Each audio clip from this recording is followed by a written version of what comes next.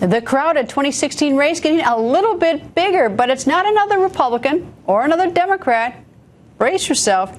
Antivirus software pioneer John McAfee is throwing his hat in the ring. Now, the eccentric millionaire and one-time fugitive is running on a third party he created himself.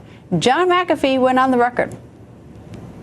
All right, so is it official? Are you running for president? Have you filed the papers to run for president? I filed the papers on Tuesday. I'm officially running, yes, ma'am. And what is your party? It's the Cyber Party. That's what we're calling it. It's I perceive our government as being fundamentally dysfunctional on a number of levels. The Office of Program Management leak that allowed the Chinese and Russians to gain access to 21 million files of government employees, many of them top secret covert agents overseas, is simply unpardonable. All right, let me talk about sort of the nuts and bolts of the campaign. You're going to go to Iowa?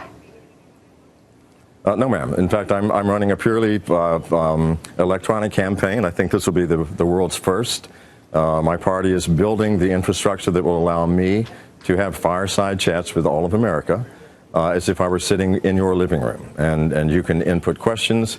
They will be collected and collated, and questions of a similar type will be answered, so that I can reach out and speak as if I'm sitting with you in your home. I won't be going to Iowa. I'm not going to be shaking any hands or kissing any babies, and my apologies to the American public, whose hands I will not shake, nor my apologies to the babies I will not kiss. But I will be made available in an unprecedented manner to the American public. I know you have a profound interest in cyber issues, obviously, and I know your background. What about issues such as like ISIS? Do you have any sort of thoughts about if you're elected president, how you'd handle something like ISIS? You know, my campaign manager, who is holding a baseball bat right here, would break both of my kneecaps if I were to say anything specific about anything other than what I'm allowed to talk about, which is, at this point, generalities.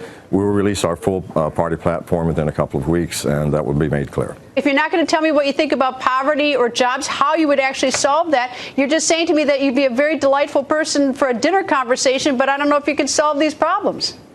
Let's be realistic for a second, Greta. For example, 90% of what's actually happening in the government, we have no clue about. We really do not. Why wouldn't you vote for Donald Trump? I didn't say I wouldn't vote for Donald Trump. I don't think I'd vote for anybody except for myself. And I don't think they would vote for me. Why wouldn't he be a good president? Donald Trump is a very intelligent entrepreneur. He is also quick-witted and fast on his feet. I have no problem with him, other than I might ask him, hey, Donald, what about the hair? Hillary Clinton, a very gracious woman for having put up with Bill for all of those years. Again, very intelligent. But these people have spent their lives behind desks. I've been out into the world. I have also run multi-billion-dollar companies like Trump. Not as many, not as large. I'm 7 years old. I have some experience. I see the problems. I do not see the solutions because I don't see the roots of the problems. Neither do you, neither does Donald Trump, and neither, well, maybe Hillary does. Hillary actually had a husband who sat in that office, and she was privy to things that I am not, and you are not, Greta, and certainly Donald Trump is not. So Hillary may have some answers, and if anybody has answers, she may, but no one else will. We are not privy to the things that you want me to solve right now. And that's the fact. And if it does not satisfy you, then I'm really sorry. But truth is truth, and fact is fact. I would be remiss if I didn't ask you about the time when you were considered a person of interest in a homicide. Where does that stand? Well, the person of interest, I interviewed all the neighbors. However, I was sort of at war with police at the time over the fact that they had stormed my property in the jungle, destroyed my laboratory, and shot my dog in front of my eyes. By the way, with an AR-15 supplied by the American government, shot by a soldier trained by the FBI in Quantico. Now, I was not charged with anything. They wanted to question me. Now, in a third world country in Central America, frequently that involves stringing you up by the heels, putting a football helmet on your head, and beating it with a baseball bat until your brains turn to mush. That's not the type of questioning I'm interested in, Greta. So I've offered police, if you really do want to question me, come to America or any neutral country. They've ignored me. They really don't want to question me. They wanted to punish me for exposing all sorts of corruption. So I was not charged. You forgot to bring up the DUI for a few weeks ago in Tennessee, and I'll explain that. That was based on a prescription medication I obtained that day and took that day for the very first time. I did not do well with it. 2 hours after taking it, I was arrested. My lawyer assures me the case will be dismissed.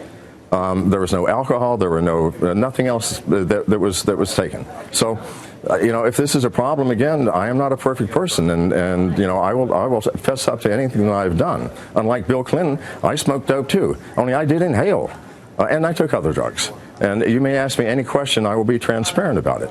But is this the issue? Is it really the issue? Is it to find someone who is pristine and clean to run this country? Maybe it is.